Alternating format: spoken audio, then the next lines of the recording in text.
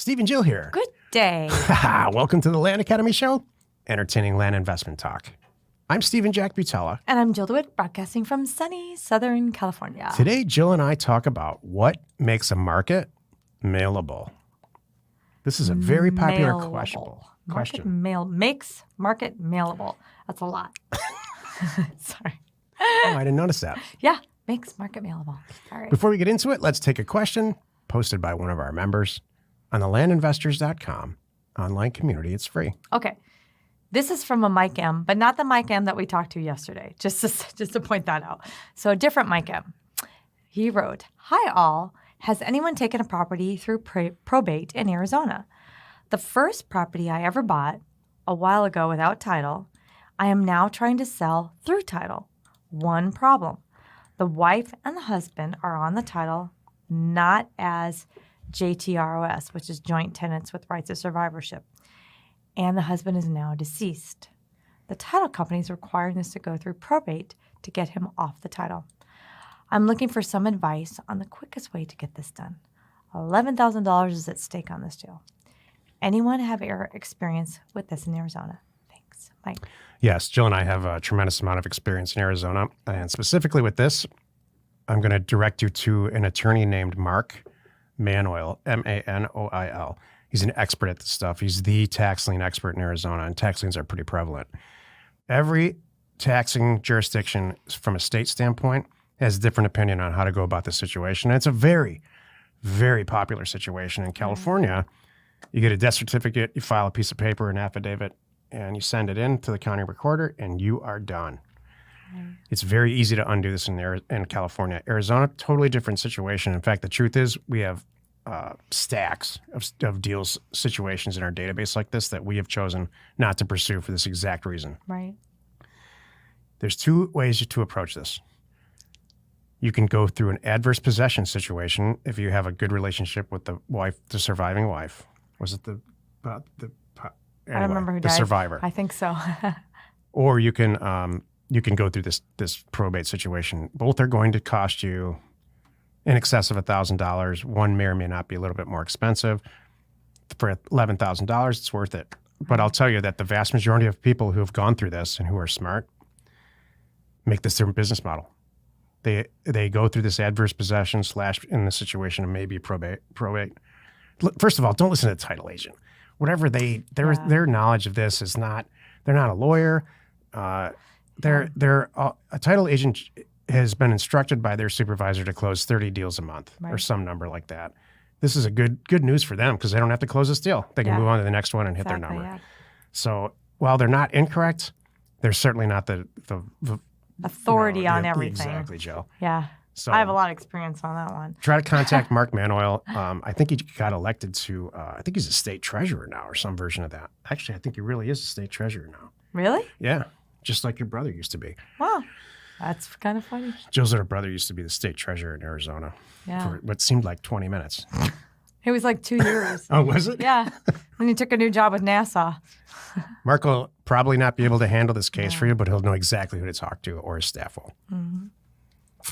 Today's topic, what makes a market mailable? This is the meat of the show. You have to really pause and say that correctly. Jill broke this topic down into two responsibilities, hers and mine. Exactly. And yours goes first, Jill. So when we look at a market, what do you look at? Okay, so when I thought my side of the sheet on choosing a market that is worthy of sending mail, which would be mailable, I look at it like how good it is as far as doing my due diligence and sales. So I like to think of it like that. So when I'm picking a market, because you do your part, I do my part, right? Kind of thing. So what's a good market? One is maybe they have a good county GIS. I hope it's supported in Parcel Fact. I can get copies of vesting deeds in Title Pro 24/7. I test all these things. I can make sure I can get them on the phone. What if I have a question for the county? Are they a big enough county that I can call planning and zoning and ask them a question and somebody's there to answer the phone, kind of thing? Those are all kinds of things that are going to come up when the offers are coming back and I'm doing my due diligence. I don't want to be hitting my head against the wall going, shoot, I shouldn't have picked this county. It was too hard to get these answers. Darn, I would have mailed somewhere else. So that's part of it. And then also I look at it for the sales side of it. Like, are things moving in this county, kind of thing? What's the prices in this county? Does it meet my buying criteria in this county? Are there not too many properties for sale, but enough properties for sale?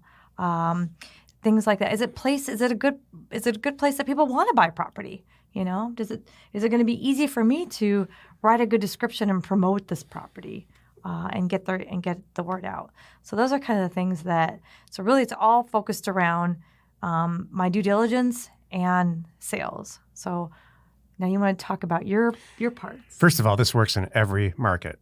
Right. Buying or selling, sending unsolicited offers to purchase property works in every single market, every zip code, every county, right, and every micro subdivision market that you can dream up. It's all a matter of price and execution tactics. Right. So now we got that off the table. Right. There are things that trip me, can really concern me if I review a market as a candidate. Number one is the number of properties for sale and how long they've been for sale, what we call days on market. If there's a lot of property for sale and they've been on the market for a long time, move to the next market.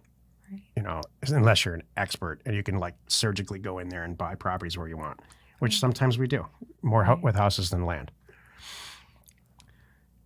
You can find this information through redfin.com or, more importantly, realtor.com. Those both have great interfaces that show you almost in real time exactly what's for sale in that market and what it's going for, whether it's pending. And the websites are getting better and better, the data piece and all that. So there's a lot of tech available that wasn't even available 2 years ago. Exactly. And it's always getting better. So that's a really good news for all of us. What makes a market really, really mailable? This is what do I look for from a land perspective and really from a housing perspective? I look for consistency, pricing consistency, price per square foot for houses, and a price per acre per square foot, or price per acre for rural vacant land. And when you can find some consistency, and the days on market for the stuff that's there is not real long. It's a short days on market. There's not a lot of property for sale. And there's the stuff that is for sale is relatively consistent. Right. You nailed it. And more often than not, probably 80% of the markets that I test work. Right. So the other thing too, what Jill mentioned, and this is a misconception that happens a lot. When you're new, you think every county's equal, IT equal. So you take a really urban county like Los Angeles or like Phoenix, the LA County or Maricopa County, and you look at their websites, and it's just a big joy to be in there. Yeah. Every question that you have, including documents, investing deeds, bang, bang, bang, it's all organized and professional, and it's like, wow, this is great. Why didn't I get in here before? Well, then you go to a rural market in Montana, or I'll pick on Cochise County, Arizona, who just revamped their website really, really recently, and it has nothing there. There's one sheet, and you go there and it says, welcome to Cochise County. See ya. Yeah. Here's our address. Here's our phone number. Have a nice day. That's and the what weather Jill means. And the weather today. It'll show that the temperature in Cochise today. And what Jill means is make sure they have. If you get somebody who's calling you back, make sure the county's got the recorder's phone number. There's counties in Arkansas that are not computerized yet. Yep. And they have phone answering machines. West only Texas work too. 3 or 4 hours a day, 3 or 4 days a week. So those counties are still. If you live in those counties, by the way, they're untouched. Yeah. And Sally, the recorder, you can make a fortune. And when she's coming back from maternity leave and you can get stuff done, you're going to kill it. Isn't that funny? We've had those. No, nothing's going to get recorded till next week because the so-and-so's gone. Really? Yep. We've had title companies in urban. We had a situation recently where there's somebody said everybody's out of the office because it's a holiday. We'll record it next week. Yeah, we'll get to it when we get to it. That kind of stuff makes the back of Jill's head blow off. Oh, the title agent one. Yeah, I did that one. Yeah, that made me mad. Like, we ran out of time on Friday. You're sitting on my money. What the heck? The other thing, too, I don't think we mentioned it, is you might find a great market, but make sure that RealQuest covers it. RealQuest covers 99% of the county, 3,144 counties, in the country. Mm-hmm. Make sure that they have that they cover the county. Right. There's like, I don't know, it's less than 100. Right. And they're working on it. Make sure they're in parcel fact because you want to be able to, when the calls come in, you want to make sure you can quickly look it up and get all the information you need right there and make a quick decision. So, and there's so much out there. The counties, we just brought up a good point. The counties that are not covered, don't try to crack that market. There's plenty of other counties that are supported and are good this way that no one's really working in. Yeah. And we want you to be there, and that's one of the things I just talked about. Somebody about this the other day too. They were kind of asking me, the secret list, right? This, like you said, it does work everywhere. It really does. We're here to teach you and show you philosophy, like this. Even this show, I'm not here to tell you, go here, go here, go here, go here, go here. Price it like this. We'll see you in 2 months. Let me know how it goes. No, we're here teaching you the whole concept. What we look for, what makes a good county, why we pick one. Because we want you to go off and find it in your area, your neck of the woods, and you're going to be off doing some area that we've never heard of. And you're going to be quietly over there killing it and happy for 5 years, just hanging out with that county and 3 counties around it, kind of thing. Right. That's how it goes. So here's a case study. Luna County, New Mexico, which is the exact center point between Albuquerque? Yeah, it's Albuquerque on the Taos? west. And on the east, it's Taos or Alamogordo? It doesn't matter. It's All it's right. like a truck stop type county. Okay. It's on a major freeway between 2 cities. Shoot, It's a now I midpoint, so know. a lot of overnight truckers stay there Yeah. on the freeway part of it. Anyway, in the 70s, a company called Horizon went in there and subdivided 2 massive subdivisions, Deming Ranchettes and Sunshine Valley Ranchettes. So there's thousands and thousands and thousands, maybe hundreds of thousands of 5-acre properties that you can buy for $500 all day long. And if you have an acre, you can put a house on it and retire. There's a lot of people that live there. So on the onset, when you look at it, it's like, this is the greatest thing ever. There's places like this in Florida too. Right. Those 2 subdivisions, specifically in Luna County, are not good for what we do, even though on the onset Looks great. they looks great. All the other places in that county, all the acreage and the ranches, and it's a huge county, are fantastic for what we do. So it's not like Luna County's bad. It's just that those subdivisions are overdone. Right. They're overexposed for what we do. And it's not just because of our group. This has been going on long, long before even I was in the business. Exactly. So it's not that a county's bad. It's maybe that just one subdivision's overdone.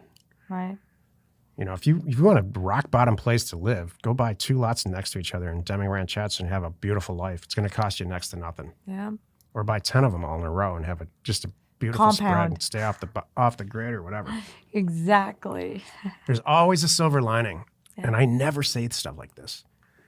There is always a way and always a silver lining in every single market you look in, even though one section might not work or some version of it. Or, let's say maternity leave, Sally's, then you know what? Go there. Go there, find out when she's coming back and make it work. There's always a way to make this work. It's just a matter of how much we have to put into it. That's true. That's awesome. Well, you've done it again. You spent another 15 minutes or so listening to the Land Academy show. Join us next time for the episode called Scaling Your Real Estate Operation. And we answer your questions posted on our online community, landinvestors.com. It is free. You are not alone in your real estate ambition. Poor, Luna? no, poor maternity leave Sally. We should just write all of our stories down about stuff. That'd be hilarious.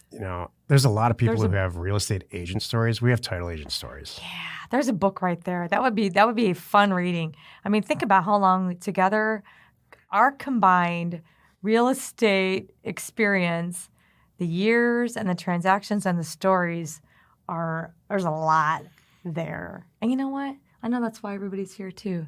I mean, we're not brand new. We didn't just start this yesterday. Or even a year ago. We've been doing this, and even before we went into Land Academy, we were here doing this business for a very, very, very long time. 30 years. Yeah. It's More than that now. Yeah. I think. So crazy. That's good. Wherever you are listening or wherever you are watching, please subscribe and rate us there. We are Steve and Jill. Information And inspiration to buy undervalued property.